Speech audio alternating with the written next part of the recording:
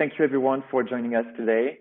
My name is Melvin Pells, Corporate Innovation Manager for the US branch of Choose Paris region. I'll be your host today for this event dedicated to the energy transition. So here is our agenda for the session. I'll start with some key figures, then we'll have the fireside chat with our two experts, followed by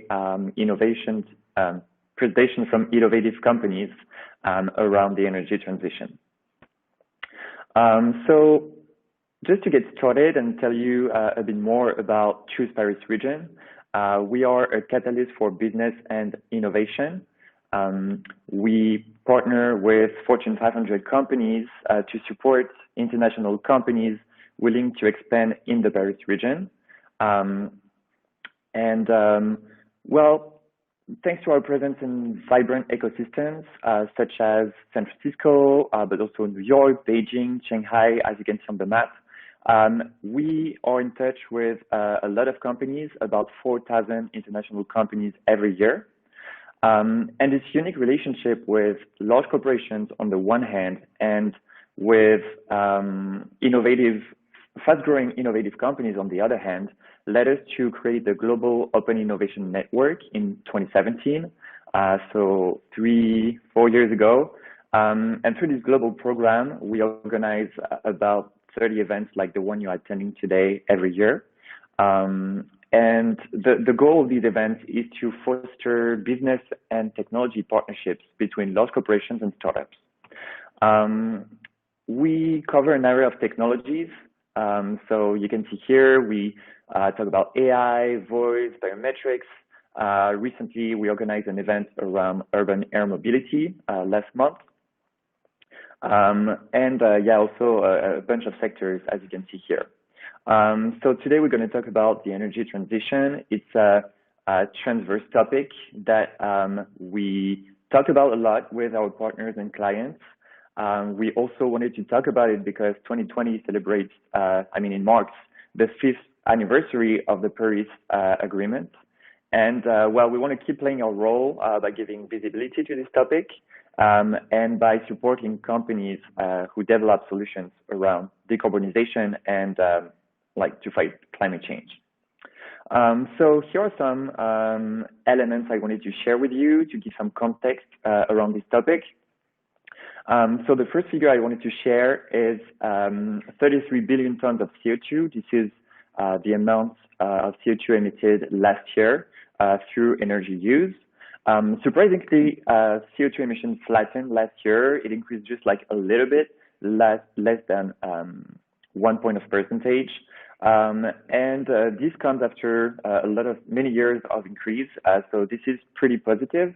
And this trend suggests that energy transition is underway in many places globally. And as you can see in the first bar chart in the top right corner, this confirms the assumption. We see that advanced economies have reduced their emissions. This is the case in Europe, in the US, and Japan. In Europe, Germany and the UK are leading this reduction because they recently ditched coal power generation, which is very polluting. And in the rest of the world, we see that emissions keep rising at the moment, especially in Asia, since Asia represents 80% of the emissions that you see in this graph for the rest of the world. So the second figure I wanted to share shows that meanwhile, while we try to decrease the emissions, energy demand keeps rising. According to the International Energy Agency, the increase should be about 12% by 2030. But some studies came out taking into consideration what happened with the current pandemic. So now scenarios evaluate the increase between 4 and 9%, depending on the recovery. This is something to take into consideration. So to respond to this increase in energy demand, countries are investing a lot in renewable energy. They are investing in renewable energy production. And same thing, the International Energy Agency estimates that renewable power capacity will increase by about 50% by 2024. I don't think this prediction takes into consideration the current situation, the pandemic, but this is something pretty interesting to look at. And this trend can also be observed when looking at oil and gas venture spending, as shown in the second bar chart, which is that oil and gas giants are dedicating an increasing share of their investment to clean tech. And talking about investments, there are three sectors that raised the most money in the past 10 years. So you can see them here at the bottom in the little bar, the blue bar. Well, these three segments are next generation batteries, in particular solid state batteries that have a better energy density and are safer. We also have hydrogen, including hydrogen production, distribution, fuel cells, and finally small modular nuclear reactors that received about $16 billion over the past 10 years, if my memory is correct. And so finally, to conclude this introduction, here is a market map that we developed based on different companies that we encountered and we wanted to show here. It is not exhaustive and does not include companies working with solar, wind, geothermal, or tidal energy. As you can see, even excluding these segments, the market map is pretty dense, which shows the maturity of the sectors with a bunch of commercially available solutions. It's not R&D, like there are a lot of interesting solutions out there that can be implemented.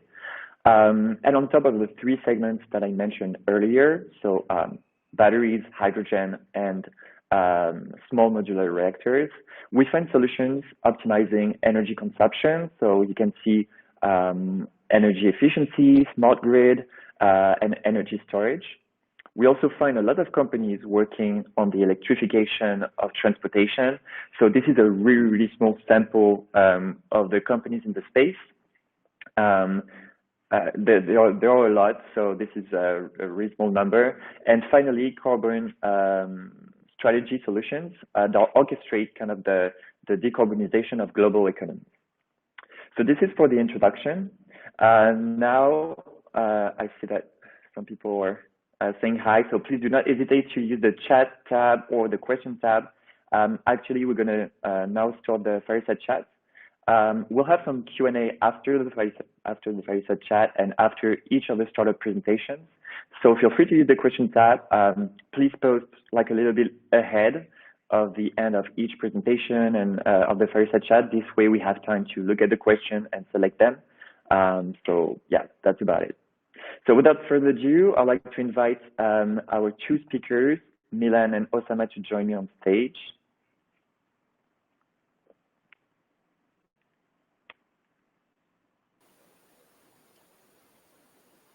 Hi, Milan.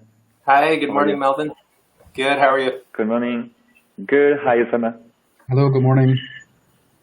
Well, thank you very much for accepting our invitation. Very glad to have you here. So I thought maybe you could introduce yourselves to give some context to our audience today. Would you like to go first, Osama? Sure, pleasure.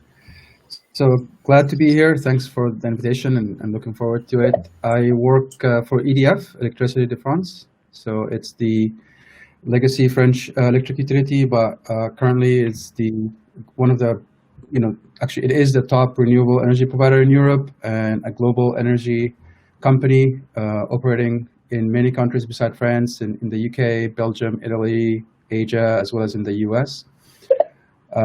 My work specifically is on the venture capital side. So I'm based in Los Altos in the Bay Area. It's one of the international R&D centers that EDF has around the world. EDF has about 3,000 people in R&D, so it's a quite strong bench with 6 international R&D centers in France, obviously, but also the UK, Germany, Singapore, China, and North America here in the Bay Area. My role is to look for US startups where EDF can be a partner for the growth, especially in the geographic regions where we operate. So we are very active on all related sectors and topics, from energy generation, asset management, mobility, customer services, storage, all sorts of different things. And really looking forward to the discussion and learning from the startups. Some of them we know well, some of them we don't. So really looking forward to it. Thanks. And hand it over to Milan. Thanks, Osama. So my name is Milan Poidl. I first wanted to thank you, Melvin, for putting on this event. Excited as Osama to be joining. I manage the Innovation Hub here in San Francisco for Enel.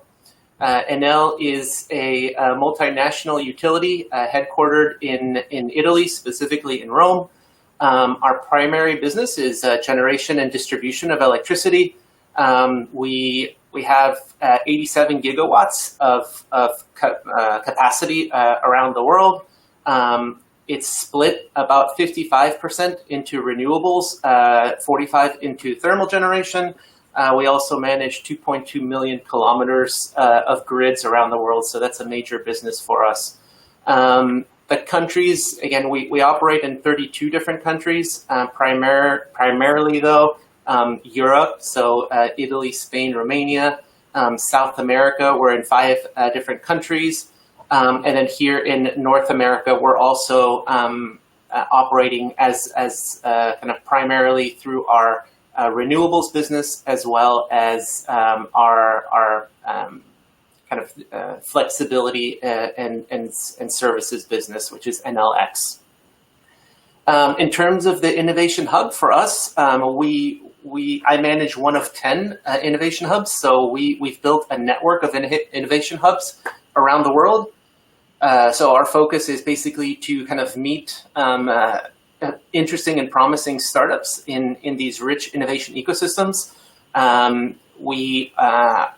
Let's say the approach that we follow is we're not a CVC, so we're primarily interested in industrial collaboration. So basically what that means is we kind of map the technology and innovation needs that our business lines have. We identify interesting solutions that meet those needs, and then we engage through, let's say, pilots, testing technologies early on, and then kind of scaling those technologies on our business. So our primary, let's say, mode of engagement is testing and then entering a commercial contract. That said, we have made some strategic acquisitions in the past. So basically, we're not minority stake investors, but we engage through industrial collaboration and then also make strategic acquisitions when that's fitting. So that's kind of a little bit about what we do. Thank you both. So for the first question, well, you know, like the current situation, the pandemic has impacted a lot of people, a lot of businesses, disrupted supply chains, the customer behavior. And well, it shows that there's kind of a new paradigm. For example, some airlines in the UK have decided to, put decarbonization and clean technologies at the center of their strategy for the future. They took advantage of the current situation to do that.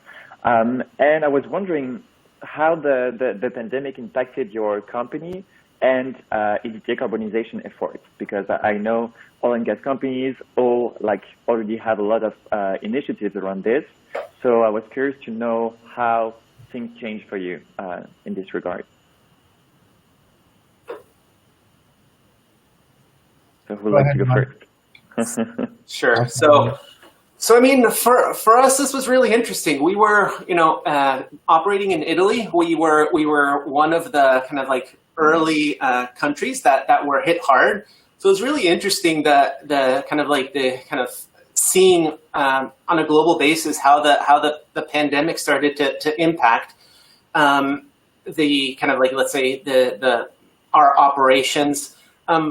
We were lucky in the sense that kind of early investments in digitalization helped us manage through this relatively well.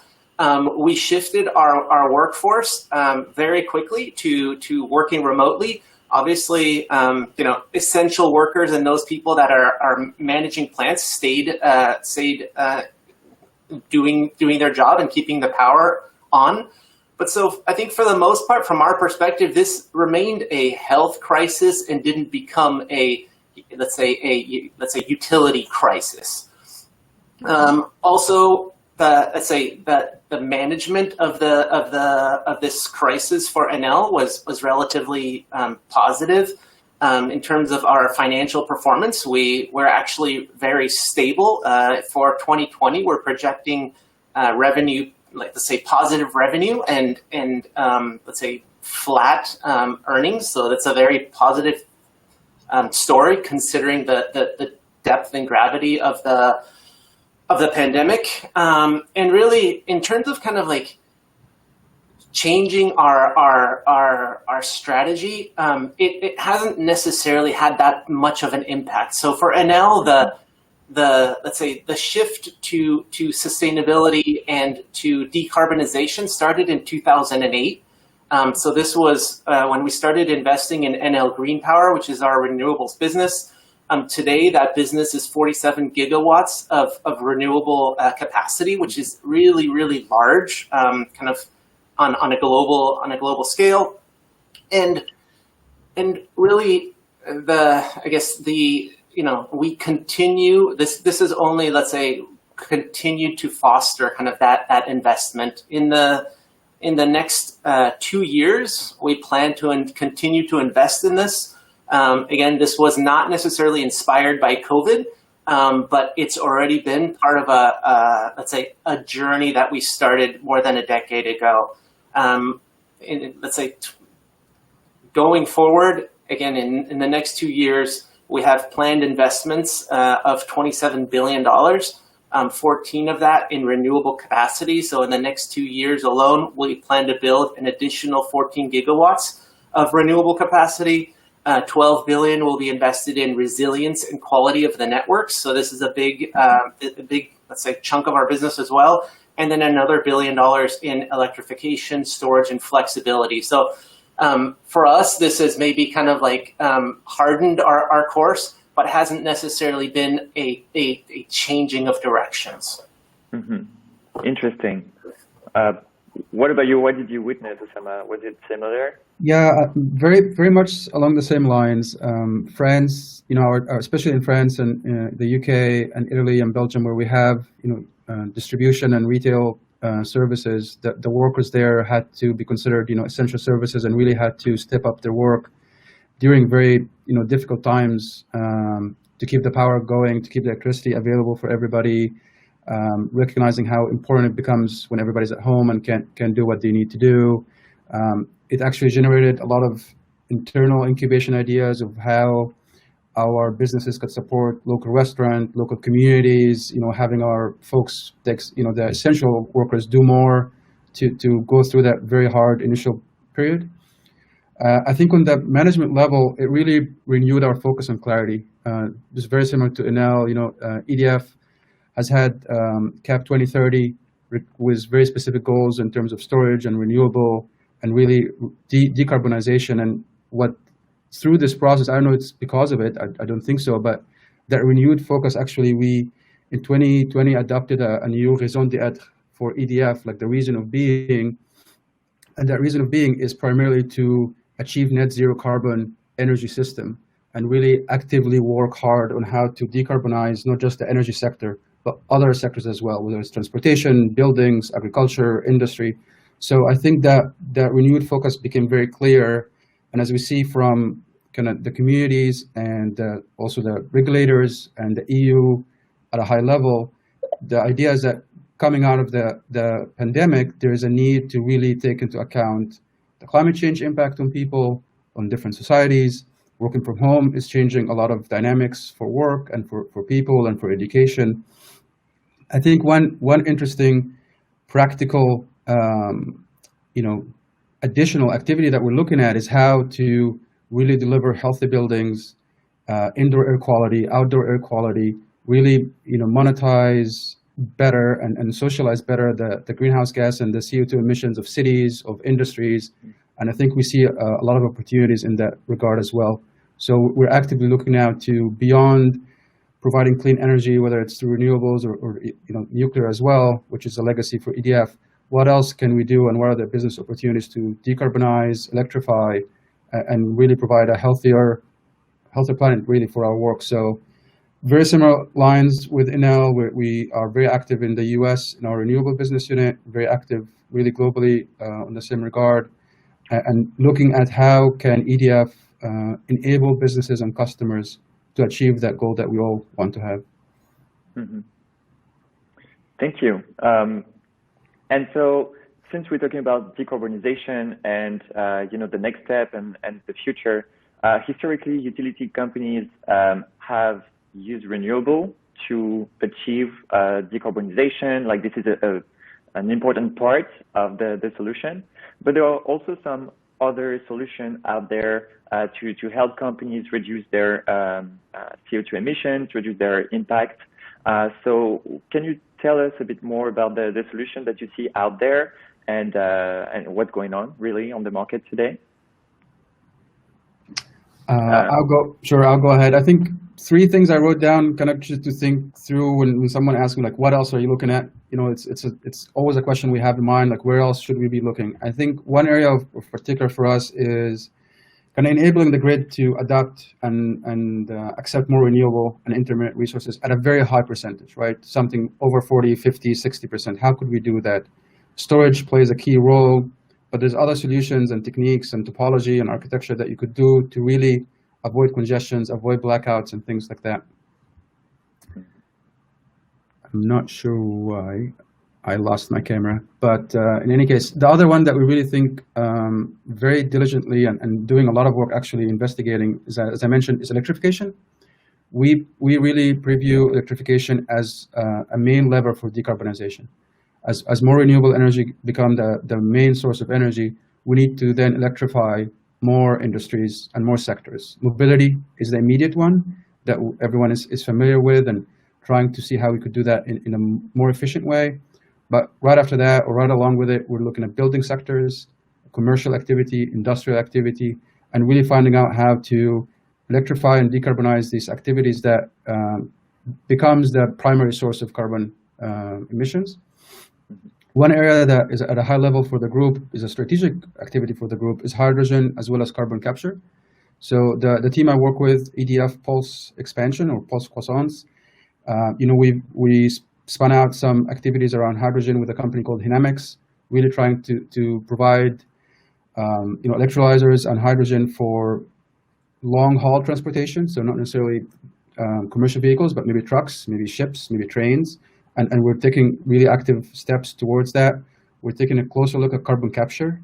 I have some experience in oil and gas, and carbon capture is always very difficult to make it, at scale, where you really need it to make it at scale. But it's a strategic activity for us that we're considering as well, is how can EDF, with all our infrastructure expertise, our geographic ability to go where some of those emissions are, could decarbonize some of these industries.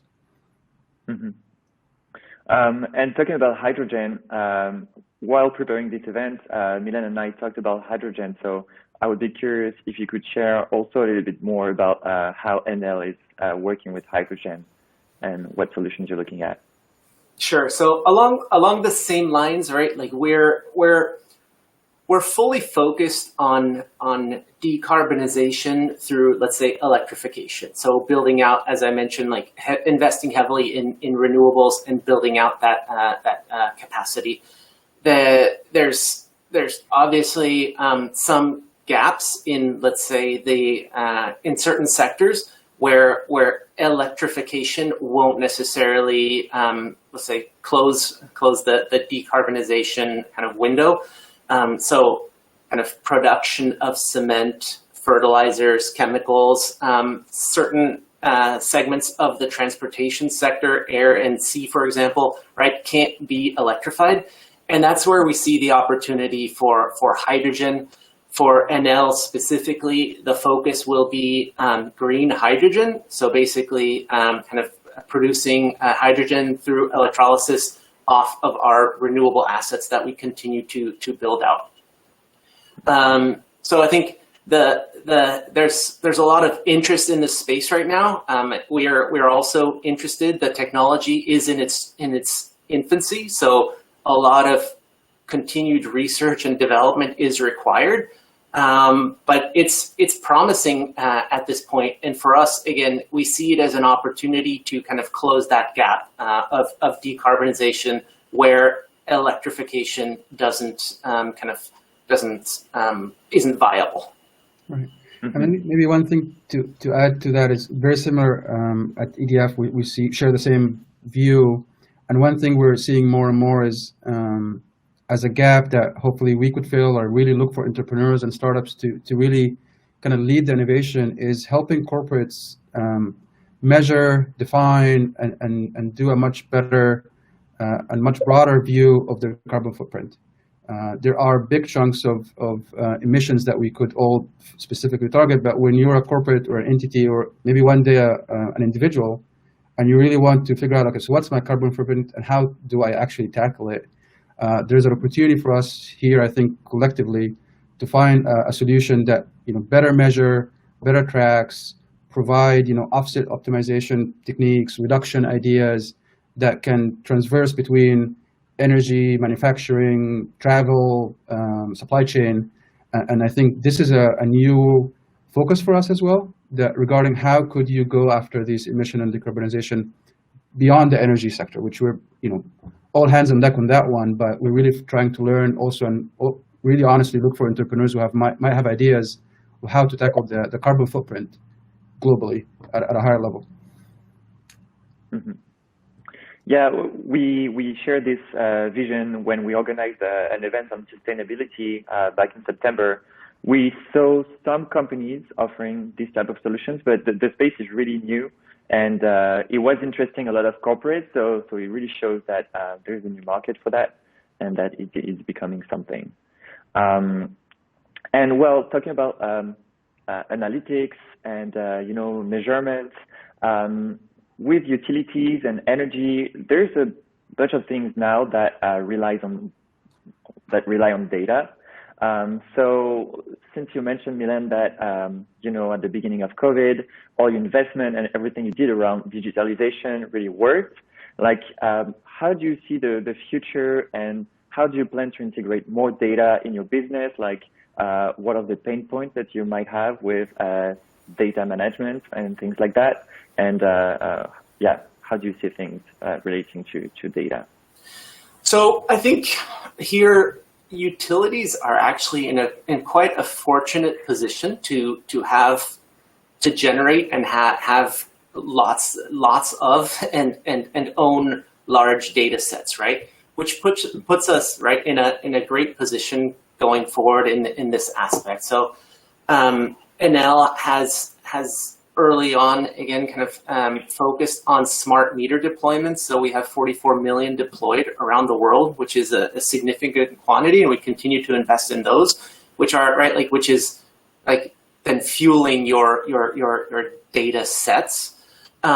We've also transitioned all of our data into the cloud, which for in Silicon Valley is maybe the status quo for large energy companies is really difficult to do because of multiple reasons, regulatory and others. But we've already made that transition to the cloud, and we're actively, let's say, organizing and mapping the data, and we're already using it for internal purposes. Really, for us going forward. And this is where we're looking to the entrepreneurial and innovation ecosystem is finding ways to leverage that data better. Also being able to find interesting business models where we can develop revenue streams utilizing the large data sets that we have. Mm-hmm. What about EDF, Osama? Do you have the same approach to digitalization? Are you already working with the cloud, updating old data there? We definitely do, and our EDF Renewable business unit as well in particular have done a lot of work in digitalizing their asset data set, and not just being able to have it available collectively to share internally, which when you operate globally and in different regions with different compliance requirements and things like that, it's actually quite a tough task to do. We're also looking for ways and opportunities and working with some startups around how can we containerize this data and actually make it available maybe for partners to deploy deep machine learning on it or other algorithms, or how our R&D group in particular, we have a great team in Paris who for example, really looking at, when you are at 40, 50, 60% renewable penetration in the grid, what is the pricing mechanism going to be for new installations? Where do you actually need to deploy some of this renewable energy? Where does it make the most sense? And what is the market dynamic and the market design? Where I sit at the Innovation Lab here, my colleagues are doing a lot of dynamic forecasting and working around, if you have all this data available to you, can you actually advise utilities or TOs or regions around where and how should they deploy renewable energy to get that, that last 20%? We maybe last 30% of the grid to be fully renewable. On the home side, again, EDF has 50 million residential customers around the world or so. We're working very hard, and it's a challenge, and we're looking for entrepreneurs and working with them around how to collect all this data.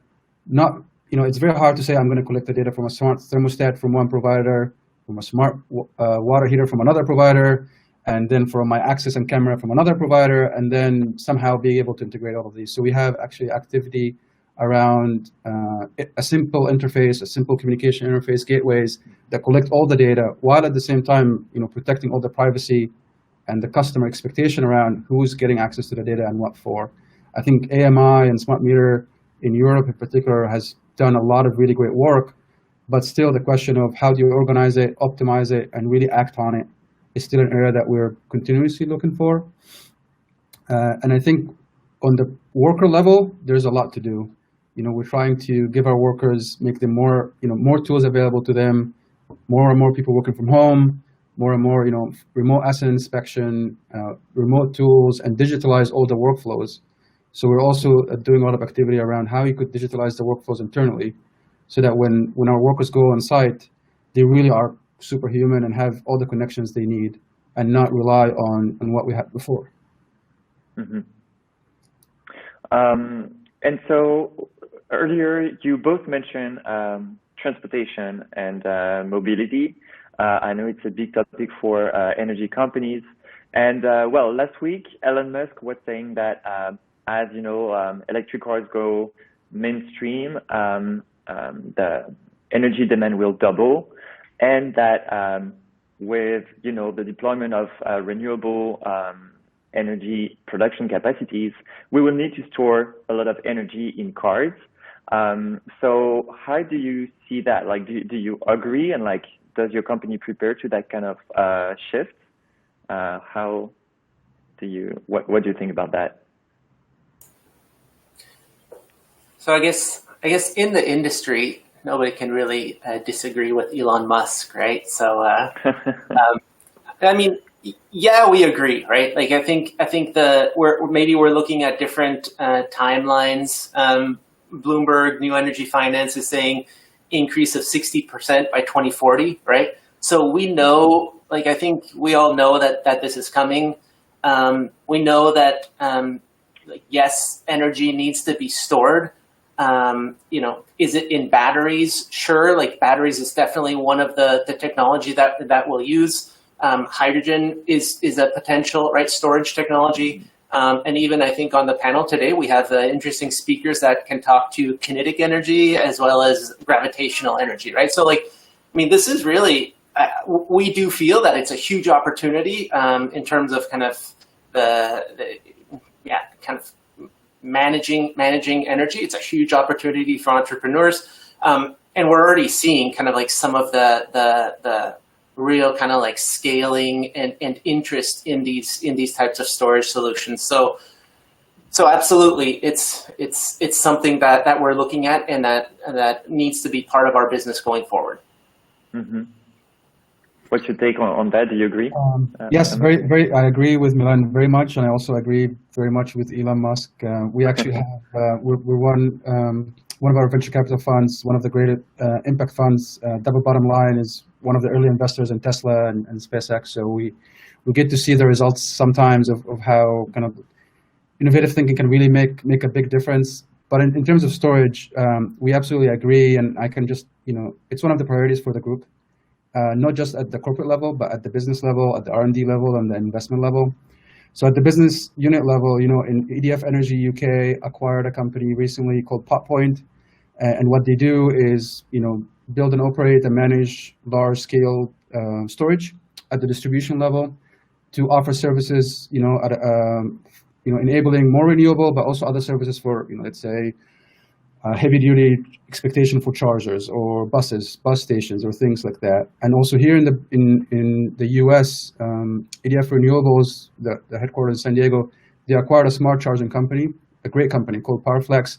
And the idea then again is, as more vehicles come into become electric, yes, you want to, that's good. That's electrification is good to move away from fossil fuels, but there's a lot of opportunities, and actually you want to avoid a lot of problems with that expansion, right? So storage is one way, but smart charging is also another way to really avoid, very much expensive infrastructure. We've seen that with many companies, putting a lot of chargers and charge points, but when you try to monetize and actually get revenue to make it sustainable, it's difficult to do that. And some solution like smart charger could really give you a long headway.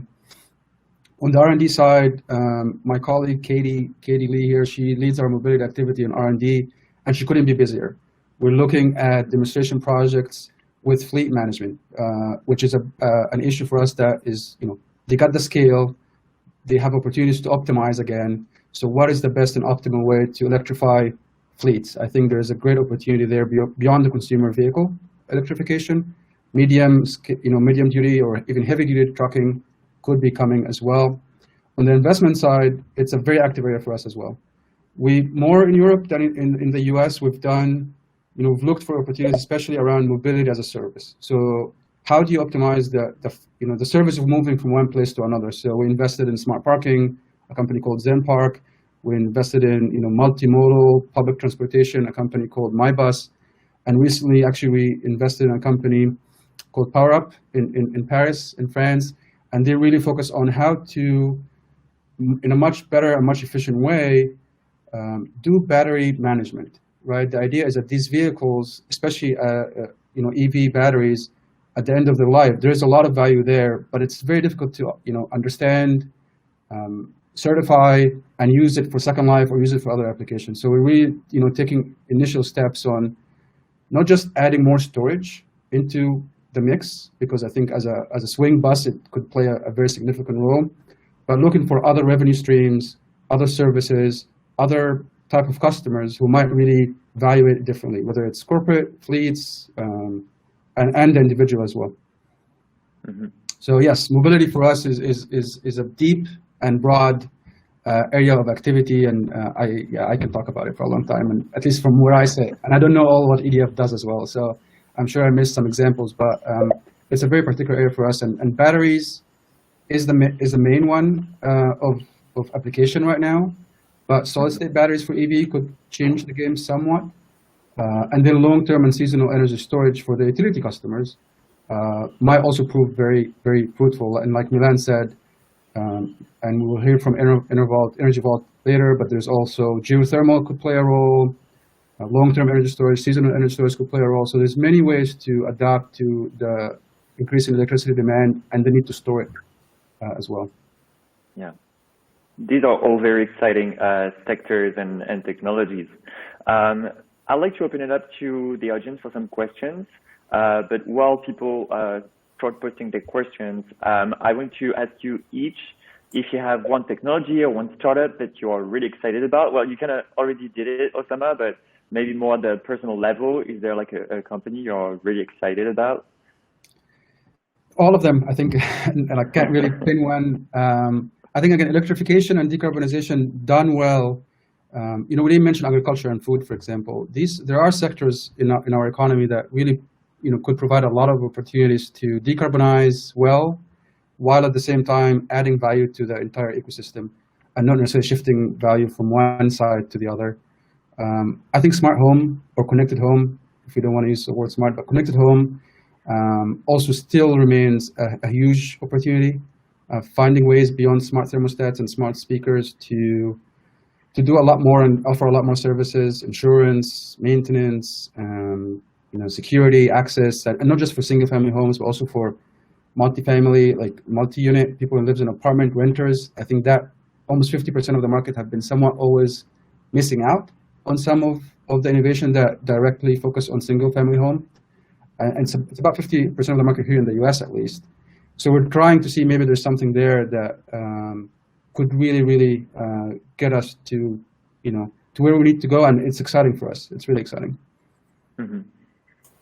What about you, Milan? Is there one name that pops up in your mind? Yeah, so I feel like Osama in this sense as well. Like, it's a great time to be in the industry, and it's a great time to be in innovation through this, just because it's like all of it that we've talked about is super exciting, right? Like, I think hydrogen is exciting. I think storage is exciting.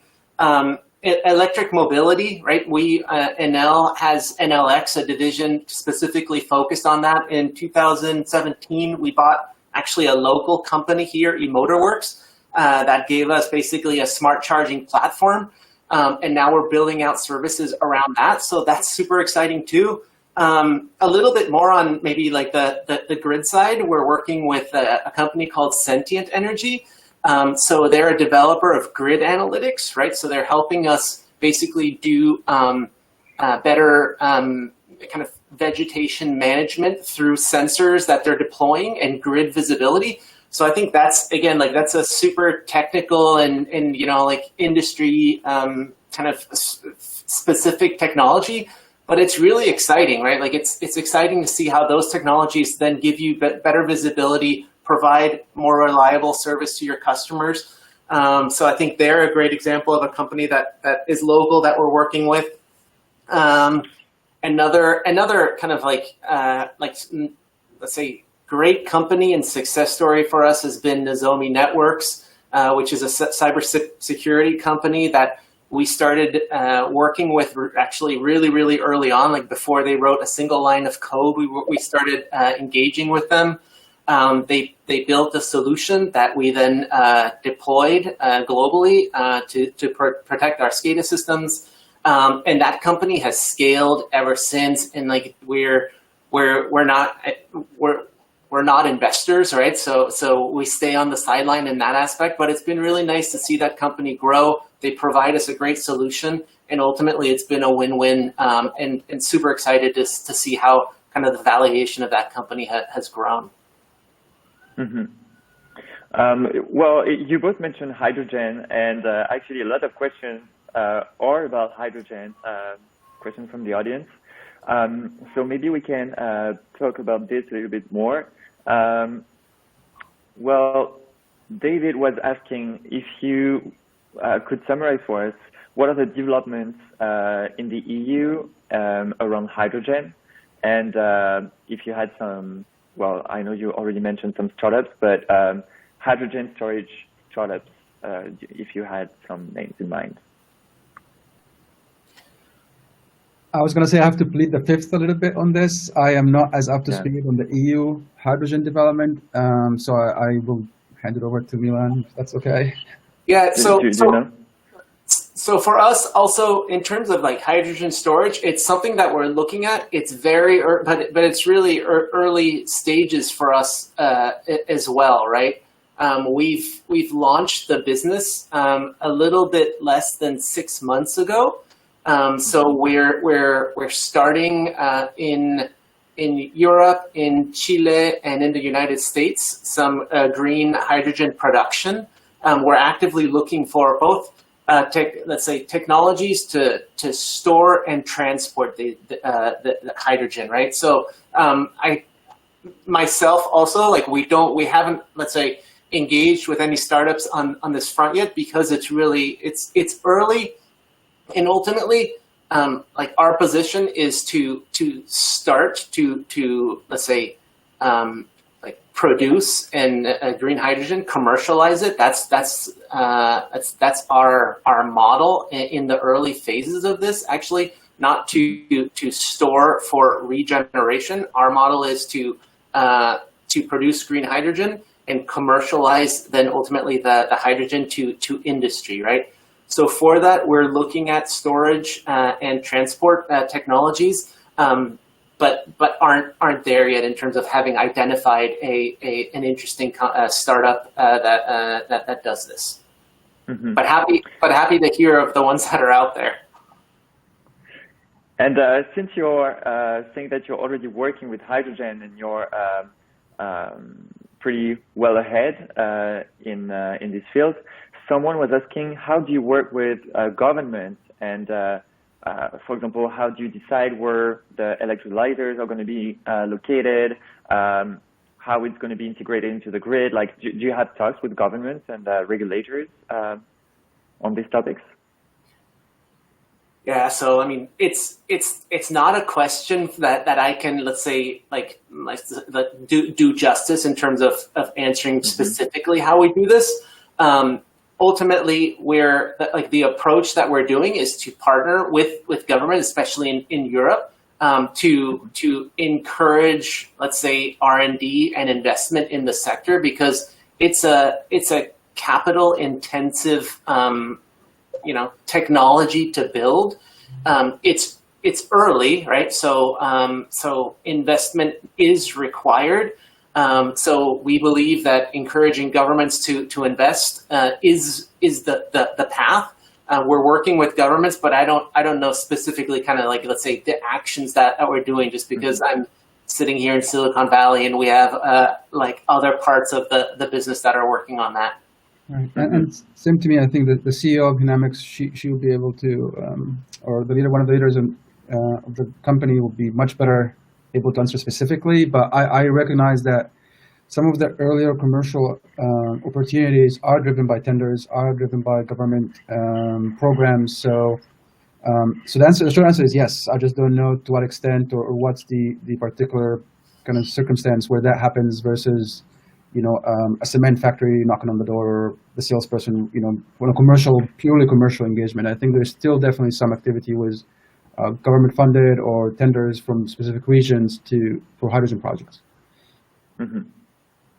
And so I think we have time for one last question. I think that's something pretty interesting we haven't covered yet. There's a lot of projects around ocean and, getting energy from the tidal, getting energy from the waves. So do you look at that? Is it something that you plan on including in the energy mix, or is it something that is like too far in terms of technology, like it's too far to reach at the moment? Milan, you want to go ahead? Yeah, sure. So we absolutely are looking at all kinds of marine energy. It's right in terms of, let's say, the grand vision of Enel, where we've been successful in deploying renewables that are both, let's say, economically viable and let's say, quick to deploy, right? So like one of the success metrics internally is like how quickly can you go from kind of initiation to deploying electricity on the grid, and doing that in less than 2 years is super interesting for us, and that's our target, right? So with marine, we're looking at it, although, right, like the ocean presents a lot of challenges in terms of both kind of like actually like building and then also maintenance. So it's a tough one, but we're looking at marine energy primarily kind of surface generation, where it's not hard to get to those. But that said, even in the renewable space, like offshore wind, which there's a lot of interest in and a lot of companies are deploying, we've stayed onshore just because we believe that there's a huge amount of opportunity to build wind onshore, and it's just a much easier environment, and kind of like access is easier. So we're looking at that technology, but again, it's in development. It's long. There are long life cycles to kind of bring this technology to market. So there are some interesting solutions out there, but it's not. We don't see it as a major part of our energy mix in the near future. Okay. Right. And again, we're repeating a little bit, most of it.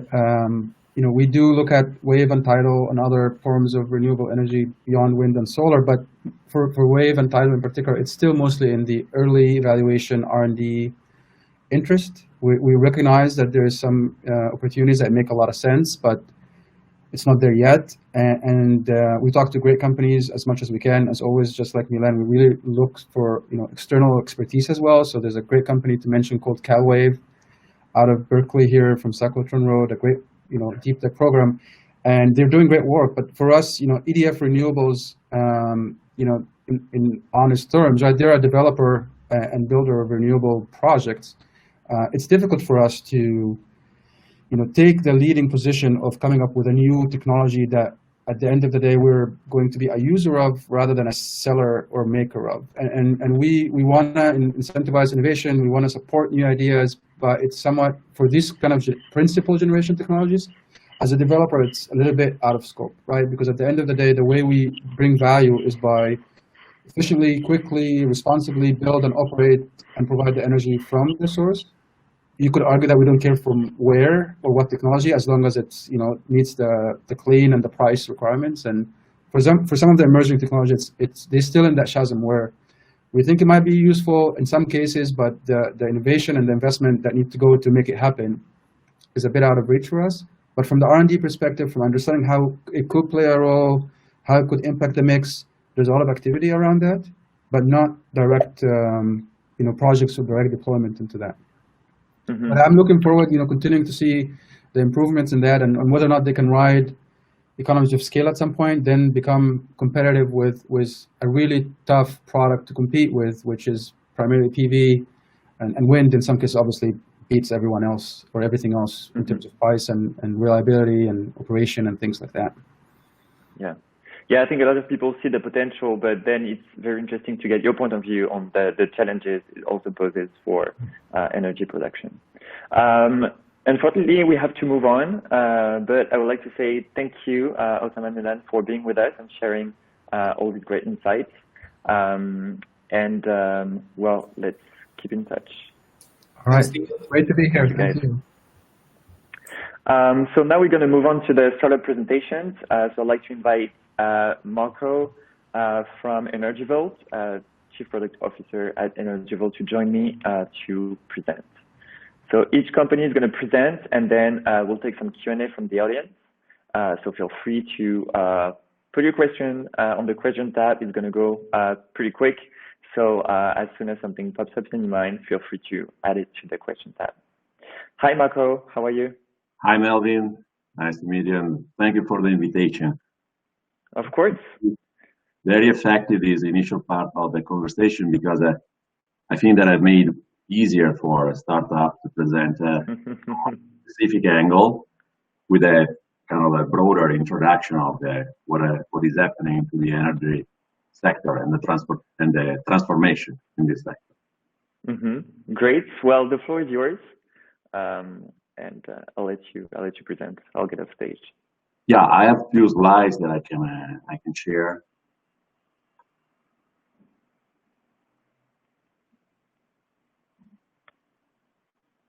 Okay, so I'm the Chief Product Officer at Energy Vault, a technology company focused on energy storage solution based on gravity. So what does Energy Vault do? We essentially deliver turnkey solution based on our proprietary technology, gravity, and this ultimately is oriented to help the penetration of renewable energy. And also we discovered that thanks to the peculiarity of working with the gravity as a fundamental force to store energy, we can also be a solution to dispose large volume of waste material. And this is something that was not really at the very beginning of the plan of the company, but in the typical startup fashion, we have been learning from our customer. And these represent another angle of sustainability that the energy sector is exposed to in this transition to renewable energy. What is special of Energy Vault? So myself, I have more or less, an entire career in the renewable energy space. And 6 years ago, I started to look into energy storage, first with Engie, and more recently with E.ON, the German utility. And so I was exposed to the requirement from a project perspective of what are the features of an energy storage technology. So one of the features that we took seriously was kind of achieve a high degree of flexibility in terms of duration of the technology. For this reason, we introduced this as one of the fundamental requirements of our technology. So, by the way, I need to apologize because I have a small kid at home, so just a second.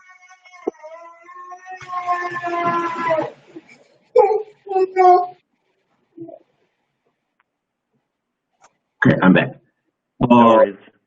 So things happening under COVID, yes.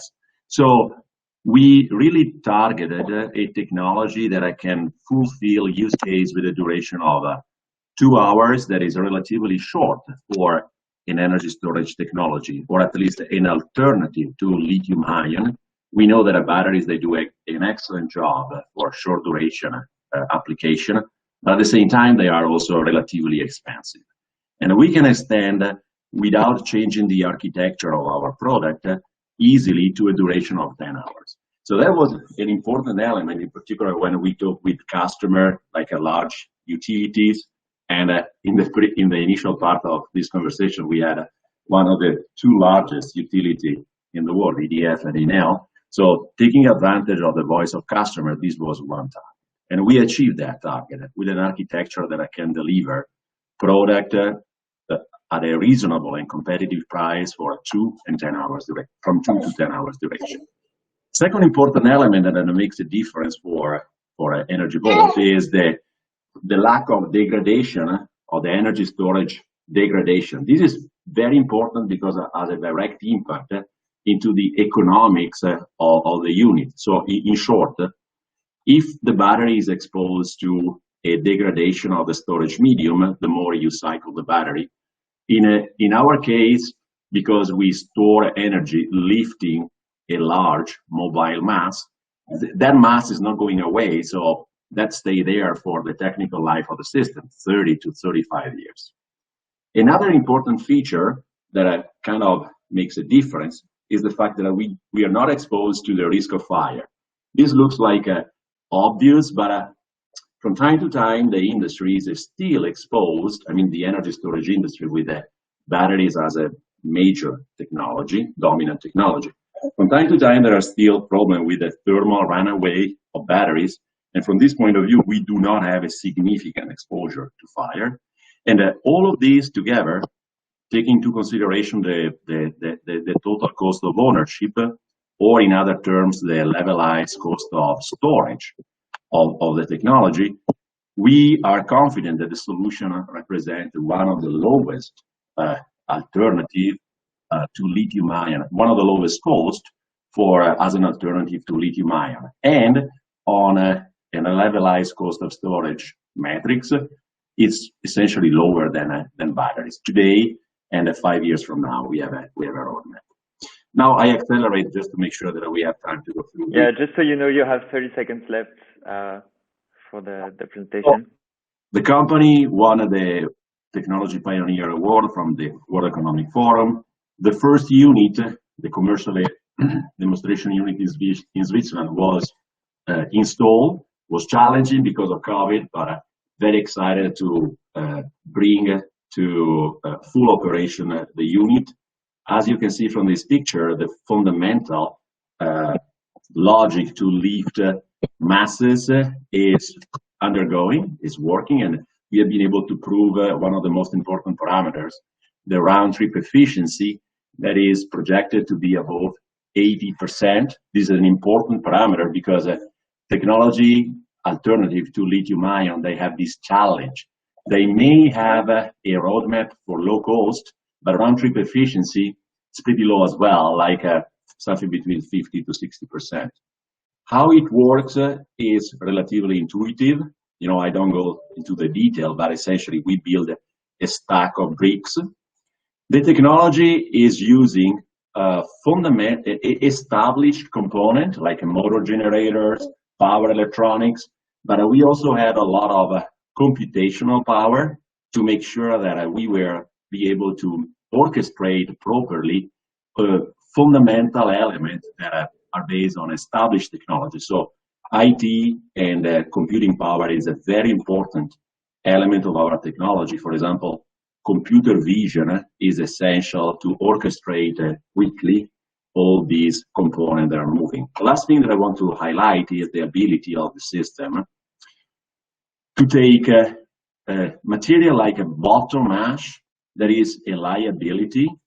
There are many coal power plants into the world with millions of tons of coal combustion residuals, and because that material is full of heavy metals, but at the same time is a great construction material, we can use up to 75% in volume to build our mobile masses.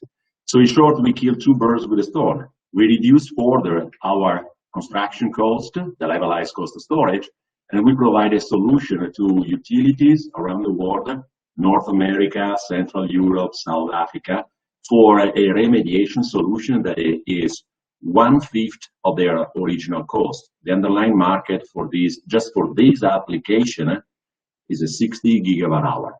Last thing, we have been able to capture significant interest into the financial market, into the capital market in particular. The partnership with the Cemex, our industrial partner, was very important to enable an advancement of our material science development. And SoftBank came in one and a half years ago, providing significant liquidity to the company for expansion. Thank you so much. Thank you, Marco. So we have a question regarding the location of your storage facilities. Where should they be located? Like, do you need to be close to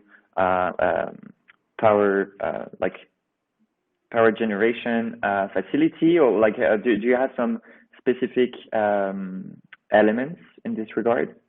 Yeah, so the ideal location for our gravity energy storage solutions is nearby two locations, favorite location. One is nearby existing thermal plant, particular coal power plant, because we can take advantage of the existing electric infrastructure, like a substation, and the existing pond full of coal combustion residuals.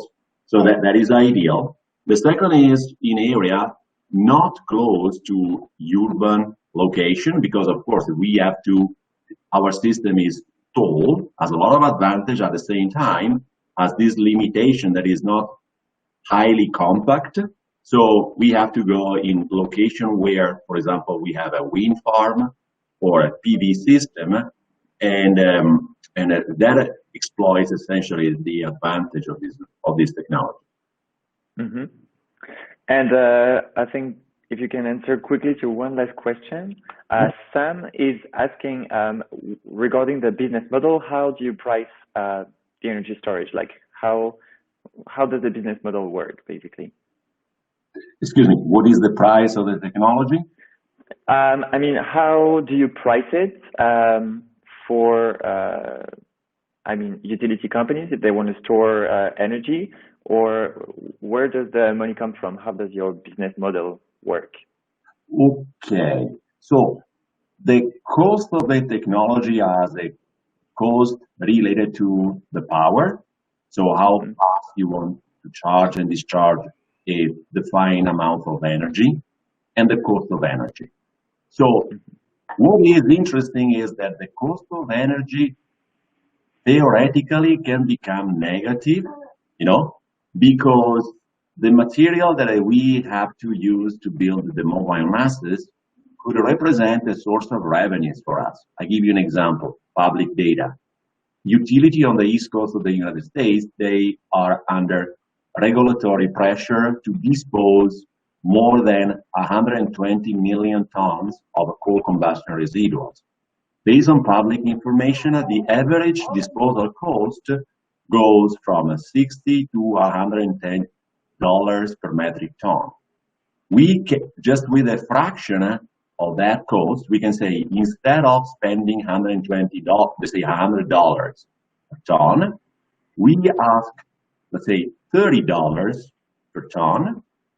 With this amount of money that represents revenues for Energy Vault, we can further discount the cost of the technology, getting almost negative with the cost of energy. So in the equation, cost of power and cost of energy at that point, in particular for long duration storage application, 6, 7, but even 4 hours becomes attractive, 4 to 6 hours, the cost of the system goes down dramatically. Okay. Well, thank you for your answers and your presentation, Marco.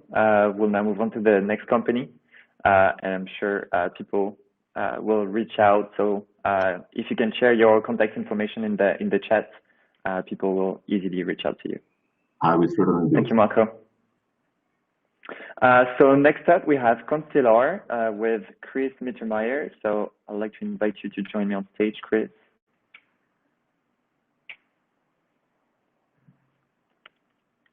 Oh, hi, Melvin. Hi, Christian. How are you? Hi, I'm good. How about you? Great. Well, the floor is yours. Excited to hear more about ConstellR. I'm sure. And I also prepared a presentation for you guys. A bit different to the topic before, but we will need 50% more food by 2050 to feed roughly 10 billion people on this planet. How can we hope to achieve this without more agricultural area, with increasing water scarcity and under changing climate conditions? My name is Christian and I'm the CFO and co-founder of ConstellR. And we're taking on this challenge. Agriculture must become more efficient, and what precision farming companies need for that is good temperature data, because food production is driven by water availability, and water availability is driven by temperature. We will deliver this essential high precision temperature dataset by launching our own fleet of microsatellites. So yes, as you can see, our main vision is to provide the essential dataset for the agricultural sector and make this information accessible for everyone on Earth. However, this dataset is not only essential in the agricultural sector, but for many others too. And this especially in the energy sector, when it comes to energy monitoring and energy saving. The need of high precision temperature data is undeniable. And in any case, the global CO2 footprint will be reduced here. The problem right now is that existing temperature measurement systems are not fit for purpose for many applications. We currently have no existing source to retrieve temperature data at the required quality. Current solutions such as airplanes or drones either do not scale or do not operate in the right regime, as it is the case with today's satellites. But also here we have the problem with either we choose high spatial resolution but a bad revisit time, or have a high revisit time but a really bad spatial resolution. Our solution can deliver the required temperature monitoring service, and this for 3% of the cost of current systems. We will distribute this affordable global service via our existing online data platform, EO Finder. We can deliver this data globally with a constellation of only 4 microsatellites for a monitoring capacity comparable to the size of Germany. For daily global mapping, we intend to scale up the constellation to around 30 satellites. And our service will not only disrupt the precision farming market here, so having no sensor technology in the field to get the needed information, our service will measure the energy output of industrial areas and monitor urban heat islands to make the cities tomorrow a healthier place. Our service will monitor oil pipelines, even underwater, thereby massively reducing maintenance costs and giving a more complete picture of the energy sector. But most importantly, our service will create new markets. With our service, we will introduce a completely new data set into the market and disrupt current Earth observation as we know it now. And that is something none of our competitors can do. They all must compromise on at least one of the core requirements, making us the only company to provide affordable temperature monitoring for agriculture and beyond. And none of them is in orbit to date. So a little bit from a financial standpoint, following on somewhat more conservative growth trajectory as companies, like as US companies with comparable business models, we are confident to achieve the break-even in 2027 and get a market share of 7% with a 9-digit revenue.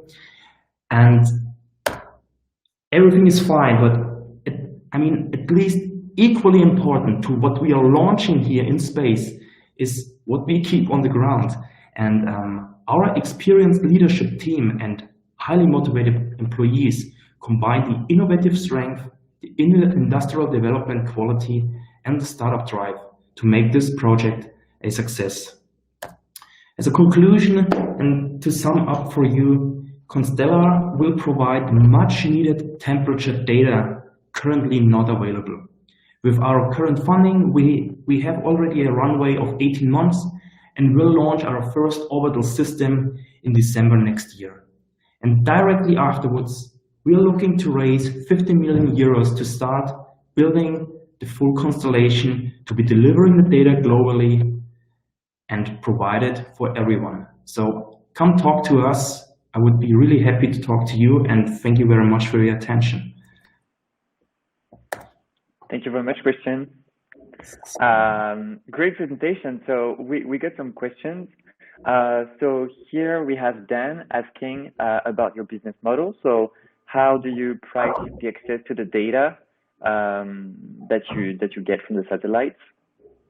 The question is how we have access to this data, or what?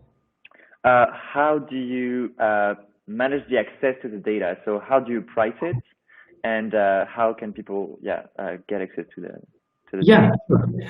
We're already working on a satellite Earth observation data distribution platform, which is actually already in place for people who are working with Earth observation data. This is like the go-to-market from our side before having the first satellite be in the market, already bring benefit to the people who are working with the Earth observation data. And on this platform, this will be the entry for our thermal infrared data. And it should be, if you would have a look at this platform right now, it's a really easy to use, easy to understand platform, because this is what we want to provide and offer, to have this access on an easy way. And we already combine this with a algorithm which allows a homogenized data set. So like having it really easy to analyze and work with the data. Mm-hmm.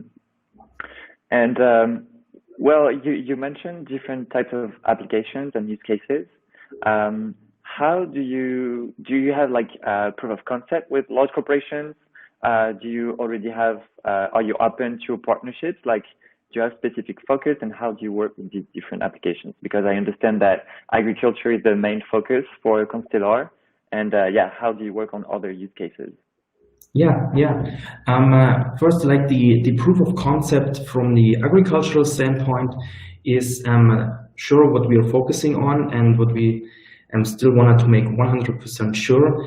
Here we're working with a big company in Germany, Munich. It's the BayWa Corporation. It's a huge agricultural commodity firm, where we do a aeroplane mission in the growing season, which should simulate the Earth observation data, what we are going to generate later on. And together with a agricultural analytics firm, we're bringing or providing beginning next year in the growing season, the proof of concept for the agricultural use case. And still we are still trying to get the proof of concept also on other sectors too. I mean, we don't have the resources right now to do this really hands-on, but what we do is to really speak with a lot of people in this sector, especially with firms like maybe you know Flywheel. It's also a German company in Berlin. They use Earth observation data to monitor infrastructure and trains, and we just ask firms in this Earth observation sector, analytics firms, who really know what they need to get the results for their customers, and it's like what we experience right now is there are most of the time these are scientists and people who really know what to do with observation data, what is available, where is the lag, where is a need, and we get a really quick response every time when we say, okay, what do you need? Okay, you have temperature data with this specs. This is exactly what we need for a specific use case, and this is how we right now get the proof of concept for other sectors.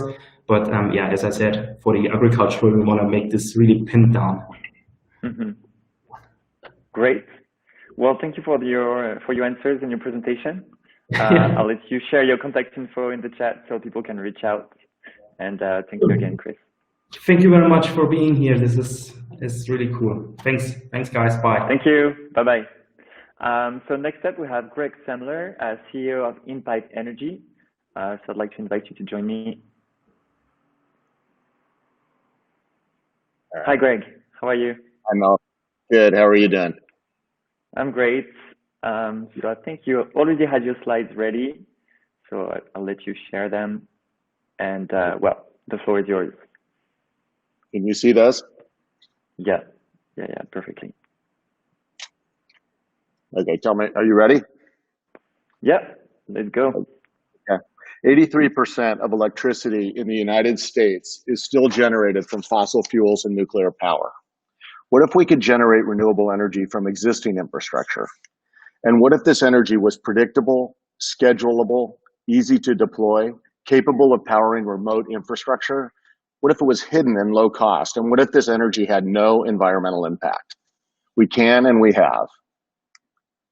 Impipe Energy is a renewable energy technology company that's developed a first-of-a-kind patent-pending product that converts running water to electricity from existing pressurized water pipelines. We call our product the NPRV. It's a digitally enabled, networkable pressure recovery valve. With the NPRV in place, water agencies can control pressure just like they do today, but instead of wasting pressure, they can produce a new, predictable source of renewable energy, eliminate carbon, and extend the life of their infrastructure. In September, we became a revenue-generating company.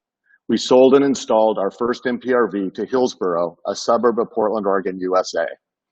With the NPRV in place, the city will generate 200,000 kilowatt hours to charge EV charging stations, lighting, concessions, predictably for years from wasted pressure, and save 162,000 pounds of carbon annually, which will offset nearly $1 million of grid electricity, all from wasted pressure. The Hillsboro project was our first revenue, $400,000, and we are in discussions with Hillsboro about a second project, and we're negotiating contracts with 2 more water departments, one in Washington and one in California, to be installed in the next 6 months. We have 5 MOUs in place and several more in the works. This represents over $14 million in potential revenue.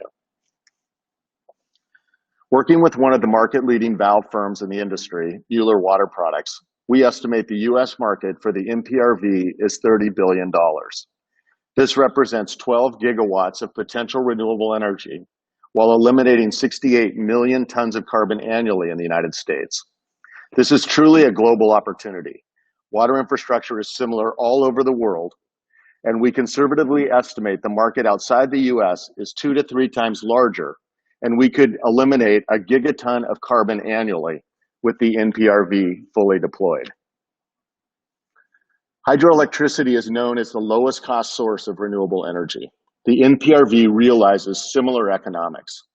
We've analyzed energy prices in the United States and concluded that the NPRV is competitive with electricity rates throughout the country. This also makes us competitive all over the world. Impipe's team has significant experience in the energy and water markets. I've spent the last 20 years leading companies innovating in the energy and water sectors. Together, we have spoken to over 100 water departments and electric utilities and understand very well how to extract energy from water pipelines. It's the right team to make Impipe Energy a valuable company in this exciting opportunity. We're focused on building a strong and profitable business. Impipe Energy is not a capital-intensive clean tech company. We don't need a factory and we don't need inventory. It doesn't take a lot of capital to scale. With a small number of products up and running, we can grow our revenues and get to profitability quickly. We successfully accomplished a lot with capital from private investors and grants and are now raising $3 million. This capital will be used to ramp revenue, build distribution, and get to profitability. So if you're committed to working with companies that can impact people in cities everywhere, then let's talk and discuss how we can work together to grow Impipe Energy. Thank you. Thank you very much, Greg. Great presentation. And we have Alex asking if, like, down the line, you could imagine this solution working for individuals who are willing, at home to have a more sustainable energy consumption. It's challenging. The amount of electricity that we can produce is really a function of the hydraulics and the efficiency of the system. So the calculation is flow times pressure times efficiency. We're about 80% efficient. So then it comes down to the hydraulics. And typically in homes, you don't really have the flow. So I think we could get to neighborhood scale, but right now we're focused on the largest users of water on the planet. So municipalities, agricultural facilities, and industrial users of water. Mm-hmm. And then we have Diego asking, how does the installation of the product works? And is it based on like leasing, or do you sell the generators? Like how does it work? Good question. So we've designed everything to address the sort of conservative nature of our customers who are water departments and electric utilities. And so we can install, what we do is we identify where these valves are, and then we co-locate in a bypass. So it's outside, it's not in line, it's separate. And we can install our system oftentimes without even turning the water off. So there are techniques the water departments use to keep the pipe pressurized while we install the bypass. And then we basically have a turnkey solution in the NPRV that gets it up and running very quickly. We want to provide complete optionality to water departments so they can either buy the valve, the PRV, just like what Hillsborough did, or we can do a PPA, which is typical in the solar energy industry, to basically sell the energy. We're lower cost than the grid. So there's a lot of procurement processes that we can circumvent as a result of rules that are in place so that we can install our system and then we recoup the return over time. All right. I don't think we have more questions. So I think we'll move on. Okay, thanks a lot, Melvin. You already shared your contact information. So please, everyone, if you're interested in getting more information about this, feel free to reach out to Greg. Great. Thank you Thanks again for the your opportunity. participation. Of course. Thank you. Bye-bye. Bye. So the next company presenting is RevTerra. So we have Ben, founder and CEO of RevTerra. Okay, Alex is here. So yeah, Ben, I'll let you maybe log out and log in again. It might work. And in the meantime, we have Alex, CEO of HyPoint. Alex, the floor is yours. I'll let you present HyPoint. Hello, everybody. Can you see my screen? Yes, perfect. Melvin, thank you very much for the invitation. I really appreciate to participate in that event today. So my name is. Thank you for jumping in. That's perfect. Okay. So my name is Dr. Alex Ivanenko, and I'm the co-founder and CEO of HyPoint. We make zero-emission air transport possible. So today, approximately 10% of overall human climate impact comes from transportation and aviation. And by 2050, that is expected to grow to 25% of global greenhouse gas emissions. So you can solve the problem of climate change without zero-emission air transport. But the arrival of zero-emission aviation vehicles have been limited by energy limitation of lithium batteries.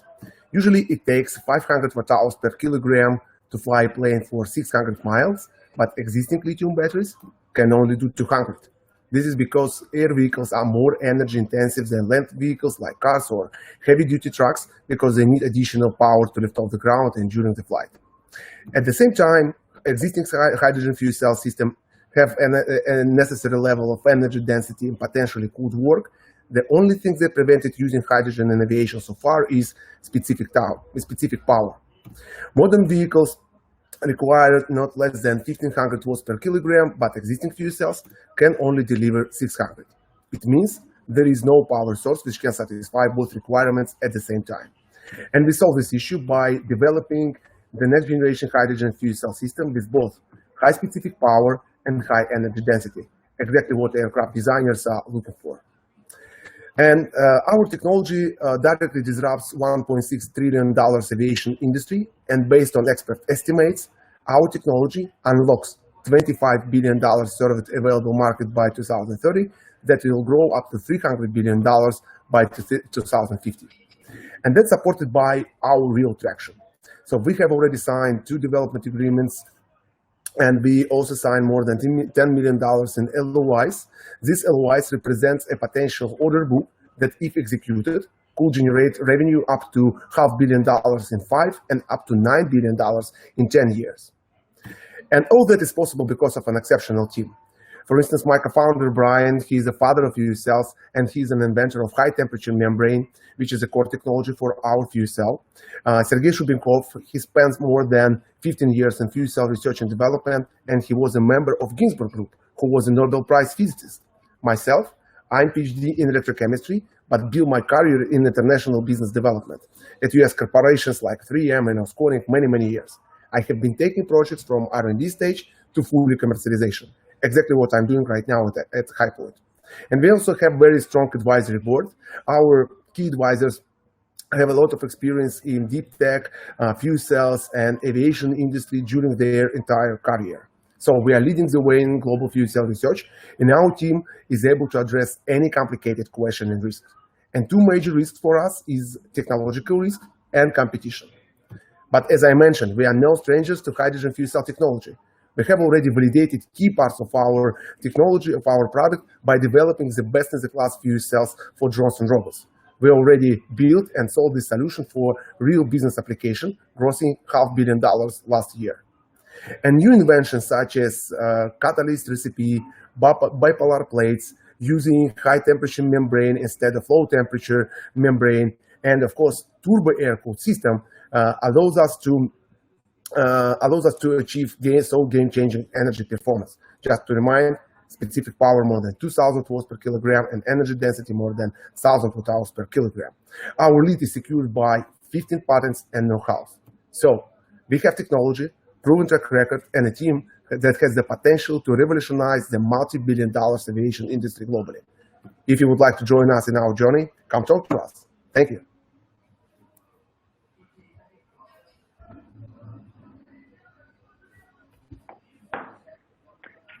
Hi, Alex. So thanks for the presentation. Sorry, I was trying to solve the issue with Ben. So sorry if this question has already been answered during the presentation. But Fernando is asking what the range of the aircraft would be using your system. So it depends on aircraft, of course, and depends on designers and engineers. We are not developing the hydrogen storage. We are developing the main, reactor. So it's a fuel cell. So depends on how much flying time and energy density is directly depends on hydrogen storage. So if you would like to fly 3 hours, so you can use, I don't know, let's say 25 kilograms of hydrogen and etc. So, but our system is really light, so it allows you to add additional hydrogen in aircraft. So you can increase flight time. And then we have a question from Baptiste asking, why did you choose to focus on urban air mobility rather than ground vehicles, for example? Say it again, please. Is there a specific reason why you decided to focus on urban air mobility rather than ground vehicles? Yeah, so let me share the screen again because it's very, very important question, by the way. Thank you very much. This is because, we are concentrated on air vehicles because we feel that this slide. We focus on the air mobility and air transportation because the main restriction of so the main issue is the specific power. You can see that standard fuel cells have a very heavy cooling system. It's almost 2 times heavier than fuel cell stack itself. And we found a solution that can improve, dramatically increase efficiency of the cooling system by raising the temperature of operation of fuel cells from 70 degrees Celsius to 160 degrees Celsius. So that is why, of course, our technology might be implemented in ground transportation. But for them, lightweight fuel cell is good to have. But for air transportation, must to have. Great. And I think we have time for one last question. And I think it's going to interest a lot of people. It's going to be all over the news, or it probably is already. Aaron is asking, what are your thoughts about Uber Elevate being acquired by Joby Aviation? The news just came out this morning, I think. So do you have any comments? Yeah, so this is a really great news, I think, for all markets. Uber Elevate is, I think, they are great. They did a lot of job, but their main concept was on lithium batteries, if you read their white paper. And I think it is at the same time, it was their mistake because for urban air mobility and for business model of Uber Elevate was like a air taxi sharing. So if they bet only on lithium batteries, they will spend a lot of time on charging. So because for any air taxi, for any taxis, the most important thing is the frequency of flight. So only hydrogen can provide that to any flying platform. So I think that was the reason, because they cannot, implement successfully their business strategy. Mm-hmm. Well, thank you very much for all this very useful information. I think it's hard to get such a level of information. And I see that some people are asking your contact information, so feel free to share it in the chat. Thank you, Alex. Hi, Ben. Hey, can you hear me? Yeah, I can. Sorry about that, and thanks to Alex for jumping in. Not sure what the problem was, but it looks like it got it solved. Well, let's see if you can share your slides, and we can go on. Perfect. Yeah, we can see the slides. All right. Well, Alex, you take over? Okay. Yeah, the floor is yours. Thanks. So thanks, Melvin, for organizing this, and thanks everyone for joining today. So today I'd like to tell you a little bit about RevTerra. So at RevTerra, we're developing a clean, long-duration kinetic energy storage solution for grid-scale applications such as the storage of solar and wind energy. So our starting point here and the motivation for us is the problem that we see right now with renewables and clean energy sources. So For things like solar and wind energy, as is well known, these renewable energy sources are intermittent and they require energy storage, especially when we're looking at high penetration and large scale deployment. So if we're looking at 50% and even more percent of renewable power sources on the grid, energy storage is an integral part of that. And the available energy storage options that are commercially available all have some limitations depending on the technology. So whether it's cost, negative environmental impact, fire hazards, as has been mentioned, or others, these limit the ability of these technologies to scale for this large scale scenario that we're looking at in the near future. So an alternative to lithium-ion batteries in certain applications, which has been around for a long time, is known as Flywheel energy storage. So this is a way to store kinetic energy in the form of a spinning flywheel. So it's a rotor, typically made of steel, but can be made of composite materials as well. And an electric motor takes energy in, takes electricity in, and accelerates this rotor up to high speeds. It stores kinetic energy, and then when you want the energy out, the motor acts as a generator to slow down this rotor and convert the kinetic energy back into electricity. And this type of technology has a very long lifespan. It does not degrade over time. You never lose charge carrying capacity. So it has a lot of benefits, including low environmental impact. But historically, one of the problems and limiting factors here with flywheels has been the low efficiency. So primarily due to the bearings that allow the flywheel to spin at high speed.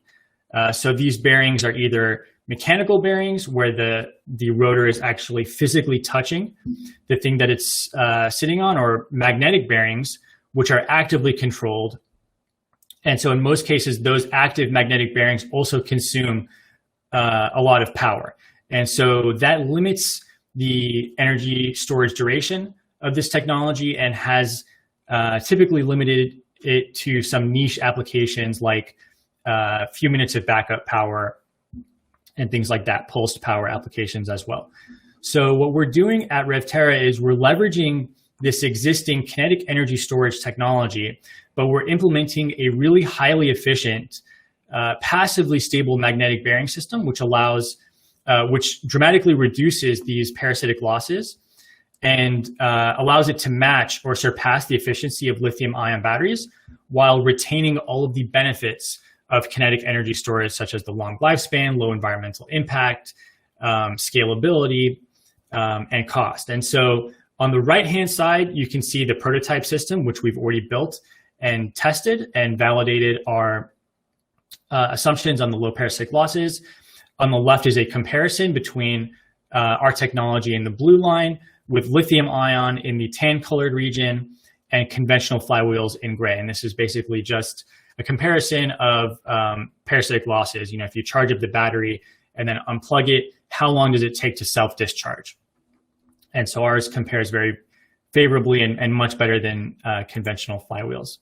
So we're targeting the utility scale grid storage market, which is a large, coming up on $7 billion market. And there's a lot of room for new energy storage technologies, 20 gigawatts of new renewable energy installations last year, but only 1 gigawatt hour of energy storage deployed.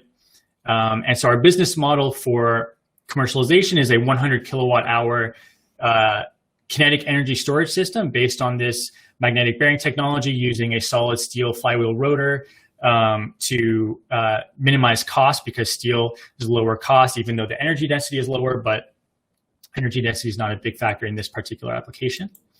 Our technology compares favorably in the competitive landscape with lithium ion in terms of energy losses, maintenance, lifespan, levelized cost of storage, and also compares favorably with other leading flywheel batteries in terms of energy losses and mainly in terms of capacity, as we're going for a 100 kilowatt hour system to reduce balance of system costs and dollars per kilowatt hour. So right now we've received an NSF grant. We have patents protecting our technology, and we're designing and developing our 100 kilowatt hour commercial system and preparing for pilot testing hopefully next year. And we have some great partners, and thanks for your attention. Look forward to taking any questions. Thank you very much for your presentation, Ben.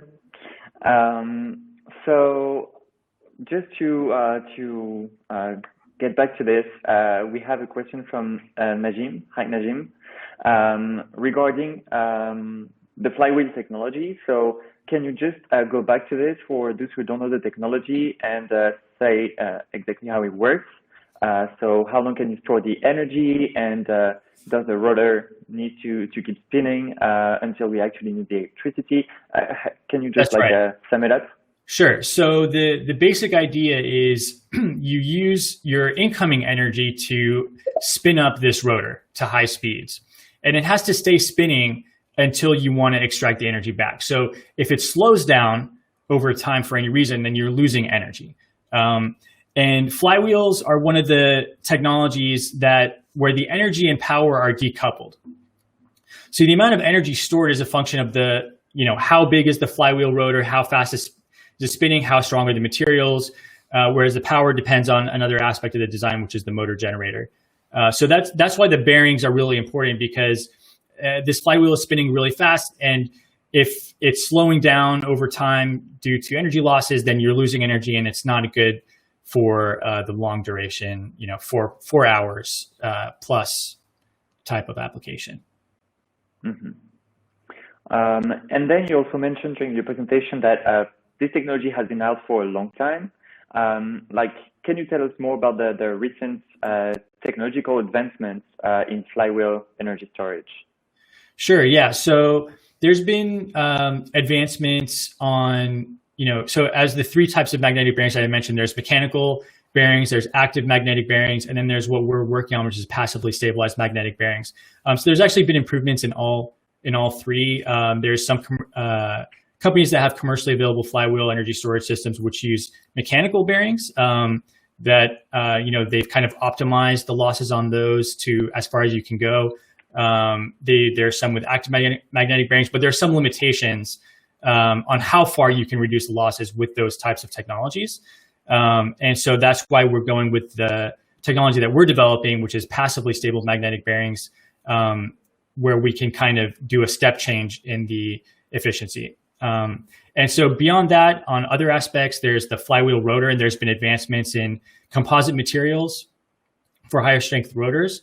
But we're going with steel because it's lower cost, and for the grid scale, peak shifting market, the cost is more important than the energy density. So we're not going with the advanced composite materials for that reason. Mm-hmm. All right, I think we have to stop here. Thank you very much for your presentation, Ben.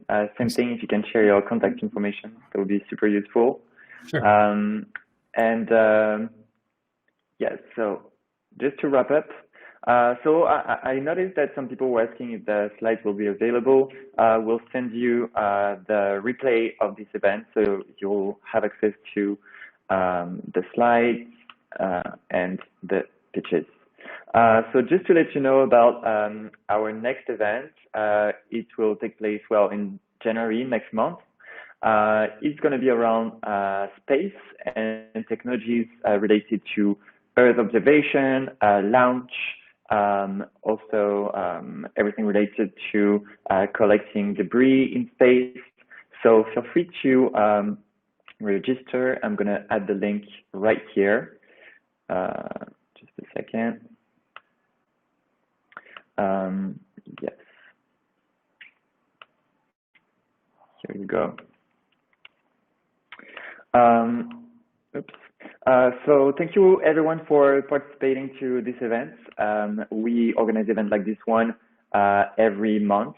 So feel free to reach out, connect on LinkedIn, or I'll also put the link for our newsletter. We'll send every information in our newsletter. Thank you again to all our speakers. And on that note, I'll wish you a good rest of your day. Bye-bye.